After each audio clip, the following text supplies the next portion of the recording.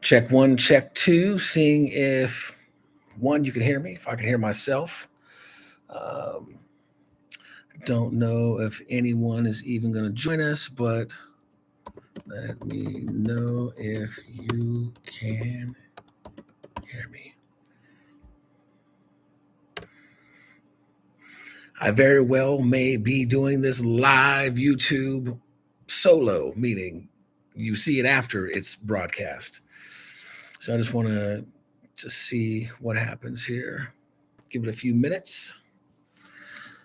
Turned on.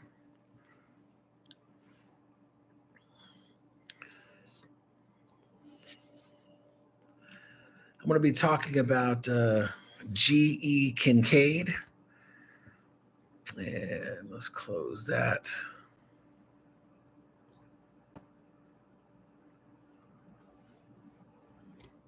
All right. Just seeing if anyone is there and if you are seeing me and hearing me, because I am new to live streaming for sure. Once again, I want to talk about G.E. Kinkaid today, the Grand Canyon, and what was discovered by G.E. Kinkaid, what was reportedly discovered by G.E. And the Smithsonian connection. So many of you may have heard of this. If you haven't heard of it, it's really a remarkable story because it's not just word of mouth. This is something that was reported in the Arizona Gazette in the early 1900s. I believe the first one was I think in March of 1909, and the second Gazette news article was in April. So there were two news articles that we have as proof of G.E. Kinkaid's adventures in the Grand Canyon and what he discovered. So I'm going to take a drink of my coffee and just share a few things, because what was purportedly discovered were Egyptian artifacts. A cavern system filled with Egyptian relics, artifacts, statues, body, kingly type stuff. And that's what, was reported. Now, the Smithsonian today says it's absolute malarkey. It's not true, and that, it's fake news. But why would the Arizona Gazette write these articles, two separate articles, and have a detailed story about the discovery, G.E. Kinkaid, and the findings? So to me, this story, in my opinion, is a very credible proof that something was discovered in the Grand Canyon. Once again, this is going to be short and sweet, but here we go. So I believe the Smithsonian when they say they don't have Egyptian artifacts, because they have Aztec and Mayan artifacts and Inca artifacts, is my belief.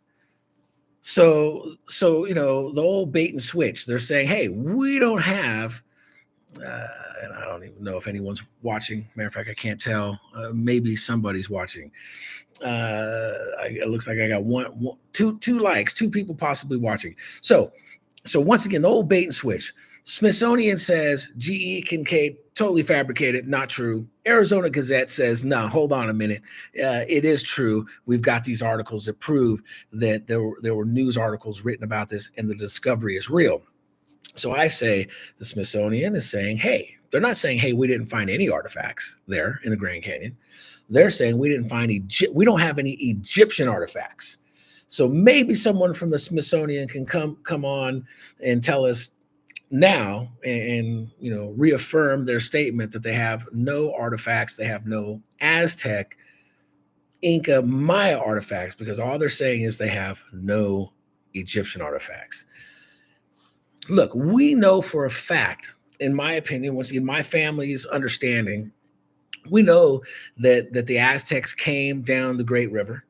We believe we know exactly where they came up from the river, up into the Four Corners area, we believe that absolutely that there were things that were stored and stashed in the Grand Canyon.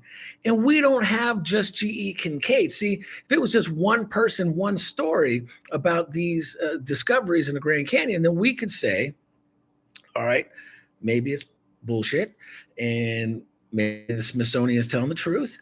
But we have Jake Johnson and we have James White. So here we have two other accounts of these individuals coming across very similar findings. So unless you got some questions, anything that you want to post and whatnot, I simply want to say that I have a blog post that I wrote about this a while ago at my website, montezumastreasure.com. Click the little hamburger button in the top right, drop down the blogs. You can see I wrote an extended blog and gathered some information to share with you guys. But at the end of the day, there have been ancient discoveries in the Grand Canyon. And why is the Grand Canyon, certain areas of the Grand Canyon, blocked off by our government, not allowing us to search and research out there? Why? Because there's clearly other things out there that you just can't hide once you see them, once you come into these massive chambers, tunnel systems, and you can call them underground cities. So this exists right here in the Southwest. I'm convinced of that. We've had discoveries and research and information that proves that there have been amazing things discovered in the Four Corners area. And for those of you who may not know, they say, how could the Aztecs have ever come to the Four Corners area, to Utah, to Arizona, to New Mexico? They were in Mexico. Keep in mind, the Aztecs themselves say they come from the north, originally coming from the north, migrated to the south, founded Tenochtitlan, and then, of course, made their way then back towards their homeland. When Cortez and those guys had arrived. So there's so much to unfold. And if you had questions, feel free to ask. Let's see, you're coming in loud and clear. Okay, awesome. Thank you, Michael. I appreciate that. I don't know if you caught what I've said. Let's see. Someone else says, let's go. Tell it. Just started watching your video. Love them. Keep it up. Thank you. Thank you. I'm going to try to come with more stuff, at least showing up live, sharing some videos. I appreciate you guys. Love you guys. Back in the day when I first started this with my grandfather and uncles, we were very hush hush. There was nothing we were sharing with anyone outside of the family. But I believe that we are in this time of change, exiting this fifth world system of things, whatever you want to call it, entering into this new age of truth. I crack up because apparently I just saw this interview with Cat Williams, not to shift gears, but it's not really shifting gears, but this guy is a comedian and he just unleashes his truth and apparently the truth on a whole lot of things. So I found that very interesting at a time when we believe cosmically that things are unraveling, and that you see that with economies and world governments and kind of all the chaos going on, that we're clearly in a shift. And so I encourage everyone to keep smiling, and to keep a positive outlook on life, no matter how bad it appears to be from the news and everything else, that we still can stand in our own power and reality that this change is going to be good. And that's what my ancestors, your ancestors spoke about that was coming, this age. We happen to be right in the middle of the storm. And so sometimes it's hard to know that we are in it. But we are in it and the change is coming. Let's see. It's a great story. I'd like to hear your version. So if you're talking about G.E. Kinkaid, I'm going to keep it simple. I've got a blog that I wrote that you can go check it out on my website, montezumastreasure.com. I wrote a blog specifically about G.E. Kinkaid. And a matter of fact, I wrote a blog about Jake Johnson and James White as well. Those three stories coincide with each other. So we have three separate testimonies of ancient relics being in the Grand Canyon. And it's the natural path. As a matter of fact, I say it's the only path. Now, it's possible that there were, as a matter of fact, it's a fact that the natives, that the Aztecs, the Maya, the Inca, and we can go on to many other civilizations, had technology. They were able to move massive hundreds of ton blocks, building pyramids. They very well, I believe, had the power of levitation. Or Nikola Tesla would be a great example of someone in our time who dialed into frequencies of objects. That could be you, me, a rock, a stone, a bridge, dialing into the frequencies of these objects. We can alter them.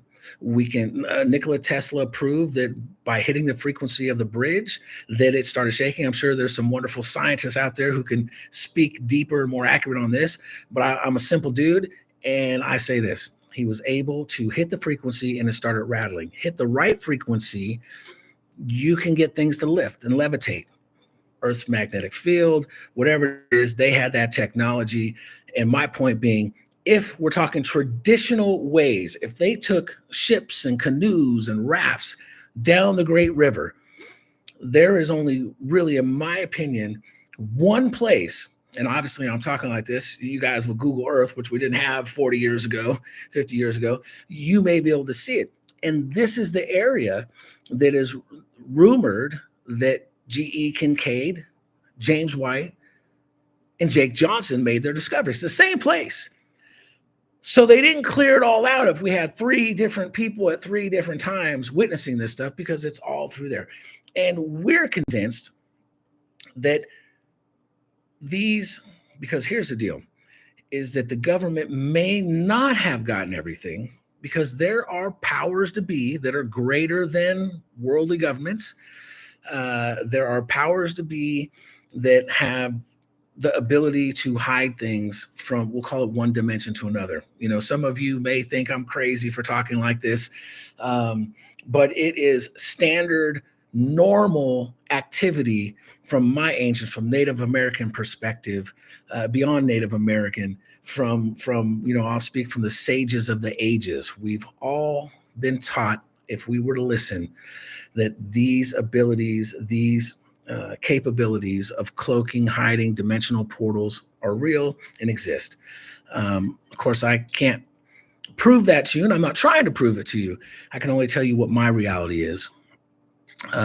So with those things said, if you have any general questions you want to throw at me, I just wanted to come on here today. This is kind of a test, one, to see if I can freaking go live. Apparently I can. And you guys can hear me. So I appreciate you.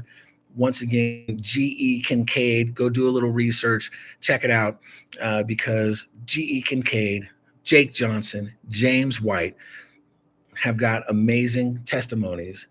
And the Smithsonian says it's not real. But I should have printed it out for you. I happen to be in my my secret headquarters. You can call it a man cave, but it's the wife's cave too, my cave, and we've got all kinds of. Let me see if I can lift got all kinds of cool stuff that we do down here. It's happened to be sharing this side of things. It's kind of where the bar is. It used to be an old ice cream bar. Anyway, I'm in my secret lair in the Four Corners area. So that's it. I guess I'll sign off for now, because I feel like I'm just rambling and I don't want to bore you guys. I do want to tell you that life is far more mysterious, magical, and interesting even than fiction. And there's no doubt about that. We have had amazing experiences, my grandfather and my uncles. And I want to make sure that I say this in the the internet world is that my grandfather, Raymond Dillman, was a badass, amazing dude. My uncle Johnny, my uncle Paul were badass dudes. My grandmother, Rosalie Dillman, was an amazing woman. My grandfather and my grandmother were both blind on my dad's side of the family. And, they raised 5 kids in Oakland, California in the 50s. And so, they didn't have any help. I mean, they 100% were on their own. They met in the school of the blind. So anyway, and this is something I want to clear up in case anyone, because, I was on a live with Terry Carter, good buddy of mine, and I had said I was born with 6 fingers on each hand. Well, there were some smart asses out there who basically said I only count four fingers and 1 thumb. Come on, man. So first of all, they cut them off. I don't know if you can see, but you see these nubbies here. So that's where Kaiser and all their wisdom strangled my extra finger. And if we're going to be technical, I guess I had 5 fingers and a thumb. So those of you who question me saying that, my grandmother who was born in Michoacan, Mexico, Rosalie, she was the one who was also born with 6 fingers on each hand. I'm just going to say 6 fingers. You can count the thumb or not, but you get what I'm saying. And she comes from the Maya and Aztec high priest descendant bloodline. This was something always told to us and that she held. Something else that people don't know, and for whatever reason in the History Channel, it was on the cutting room floor, but I also hold the bloodline to the Spanish. My mother's side of the family was from Spain and from Cuba, and last name Diaz. And we have direct relationship to the bloodline from the conquistadors as well, to where Diaz, Bernal, is obviously is a distant cousin or whatever he is. But my grandmother said that, hey, this is her bloodline on my mother's side. So I hold the bloodline of both sides. My grandfather and grandmother always said that this was going to take the union, the reunification, righting the terrible wrongs that were done. And then it was going to take this bloodline to bring to fruition this Montezuma's treasure. And once again, this Montezuma's treasure is not for one family, one person. It ain't for you alone. Let me get my fingers up here. It ain't for me alone. That is not the golden treasure we are seeking. It is much greater than that. And I've alluded to it before. Ancient records from other civilizations like Atlantis. I mean, this is where the Aztecs came from. This is where they originated from. And another thing, it is possible. Look, I never say anything is a fact unless I know it's a fact to me, but I'll say this. I definitely believe that Utah could have been Atlantis. Keep in mind, this was an ocean. Some time ago, whether thousands of years ago, more than that, tens of thousands, whatever, this was an ocean.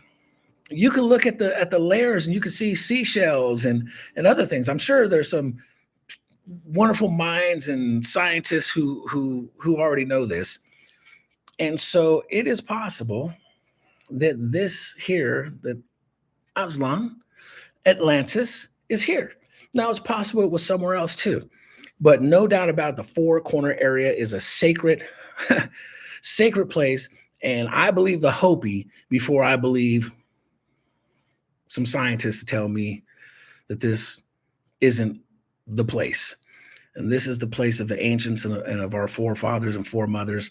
And so I wanted to share that. I started getting off on a tangent. Let's see what anyone said.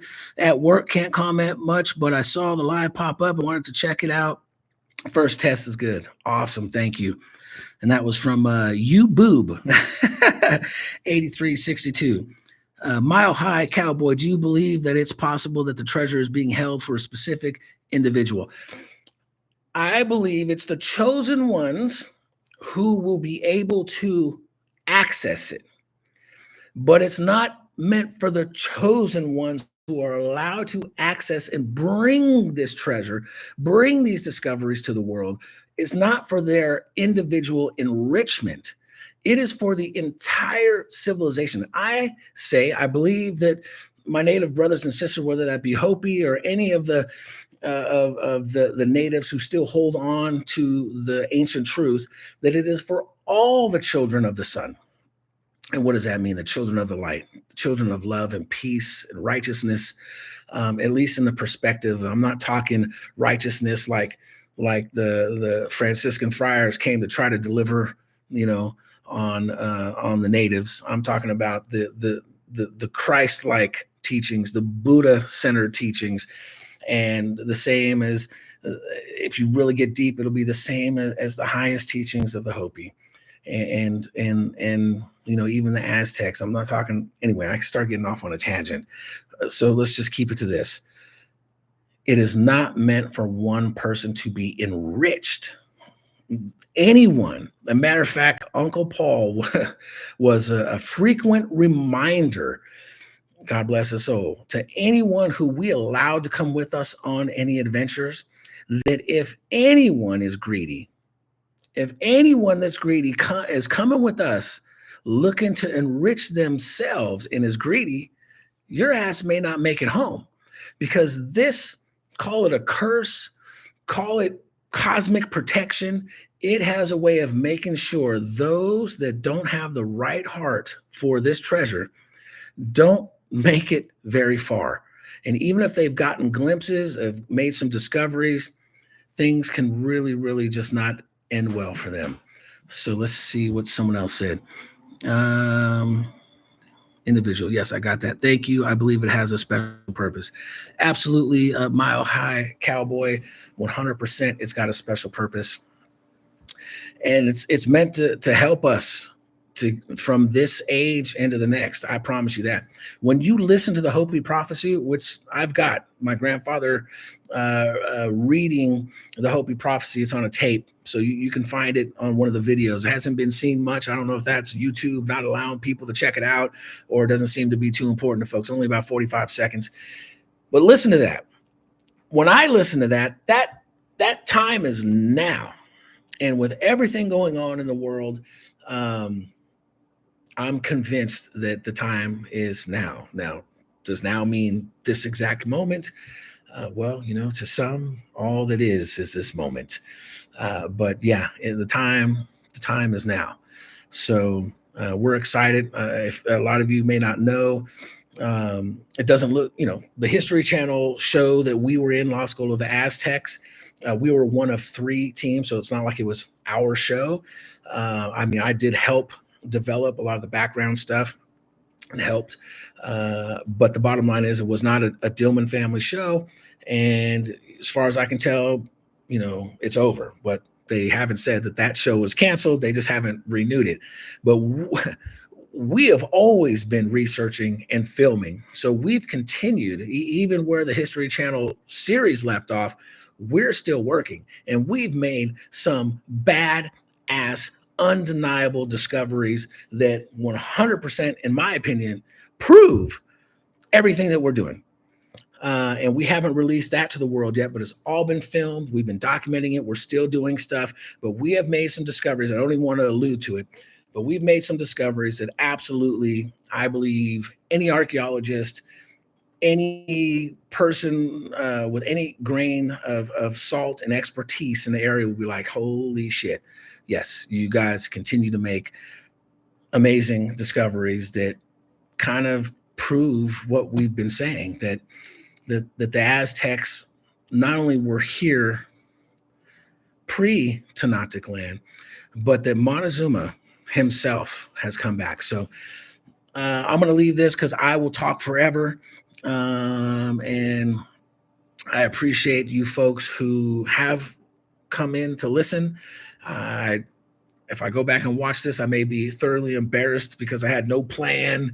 But you know what? I'm a no plan kind of guy when it comes to this stuff. I just want to, I was motivated to come and try to start doing some things with you guys, because I believe that we're going to be having something to show everyone soon as our adventures continue. But there are so many dots to connect.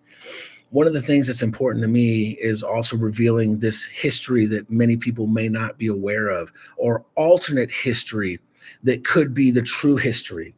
And there's no way that I can get people, the academics and scholastic people to change their books and say this or that.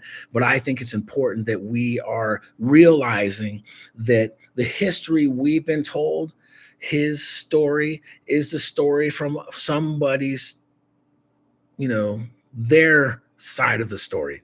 Even with the Aztecs and the Spanish, we get different stories after the quote unquote conquest of the Americas. That's a whole nother one. You know what? I'm going to stop. I'll come with, maybe we talk about the conquest of the Americas. That'll be next. Let's talk about Cortez and Montezuma.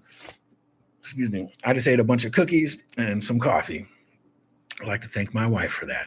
So listen, God bless you guys. Thank you for watching, and we'll check in again soon, maybe in a couple days. All right. Peace.